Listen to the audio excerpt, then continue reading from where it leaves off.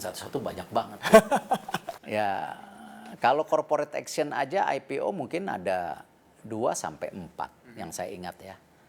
Lalu kalau restrukturisasi, holdingisasi mungkin masih ada 3-4 perusahaan lagi. Karena kemarin kan alhamdulillah yang asuransi sudah terjadi holdingisasi.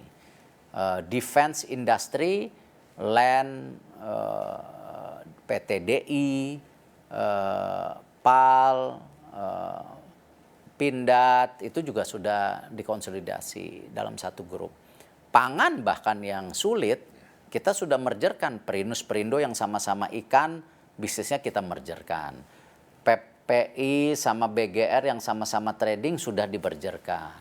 Nah, emang kita akan ke sana sih arahnya. Jadi kita sudah punya blueprint selama 4 tahun, kemarin dari tahun 2020 sampai 2024, yaitu 88 proyek, bukan proyek nasional, percepatan BUMN. Nah, itu banyak sekali. Nanti listnya kita bisa kasih kok. Apa aja yang sudah terjadi, misalnya di 2021, seperti apa 2022, kita udah ada.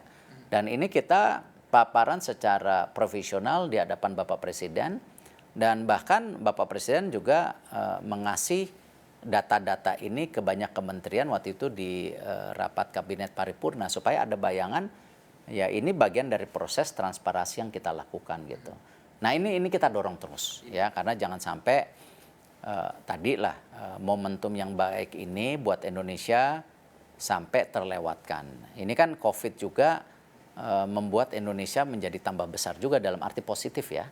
Terlepas dari kesulitan daripada penanganan COVID, yang alhamdulillah juga kita juga dapat pujian negara yang terbaik, salah satu penanganan COVID, G20 juga jadi tuan rumah sekarang, alhamdulillah. Tapi bagaimana kita memastikan juga, kalau kita lihat perdagangan kita, trade, surplusnya kita kan luar biasa, sampai 34 miliar. Nah artinya apa? Ini ada momentum besar juga yang BUMN harus manfaatkan. Karena kita memang ingin mendorong tadilah BUMN ini kompetitif juga secara global nantinya. Gitu. Oke, mendorong BUMN kompetitif secara global juga dan tentunya berdaya saing ya. Pak, mungkin ini terakhir Pak. Semenjak 2019 menjabat sebagai Menteri BUMN, seperti apa sih mimpi paling besar seorang Erick Thohir yang nantinya kalau misalnya selesai 5 tahun 2024 Menteri BUMN, seperti apa BUMN setelah selesai menjabat Menteri BUMN? Ya, kalau saya sejak awal ingin kita punya BUMN yang mendunia, yang berskala global. Sehingga apa? Kita itu bisa jadi buffer dalam arti menjaga keseimbangan. Nah, kalau tidak, ini kan perusahaan-perusahaan asing yang besar-besar masuk ke kita. Tidak hanya tadi berinvestasi ke sumber daya alam kita, tapi juga memanfaatkan market kita. Tetapi kalau kita diam saja, ya akan tergerogoti. Nah tentu itulah peran BUMN sebagai korporasi besar menyeimbangi daripada penetrasi mereka. Tetapi secara bersamaan tentu tadi melayani publik. Ini intervensi daripada kalau tidak ada keseimbangannya. Nah tentu apa tujuannya? Ya kita harapkan tadi. Sekarang ini kan sudah ada platform transformasi yang kita bisa lihat. Apakah laba bersih, holdingisasi. Ya kembali kalau saya nggak usah muluk-muluk. Bagaimana tadi kontribusi BUMN ini semakin besar kepada negara, ya itu nomor 1. Kedua, jumlah BUMN akan semakin kecil tetapi semakin besar dalam arti footprintnya, ya seperti yang tadi saya sampaikan. Yang ketiga, peran daripada pelayanan BUMN kepada masyarakat juga tetap maksimal. Nah tentu ini semua ada KPI-nya. Saya tidak bisa bicara ini tanpa angka-angka. Nah itulah angka-angkanya itu yang sekarang kita akan targetkan 2024 seperti apa. Bahkan kita sedang mendorong yang namanya blueprint kita sampai nanti 10 tahun yang akan datang. Supaya apa?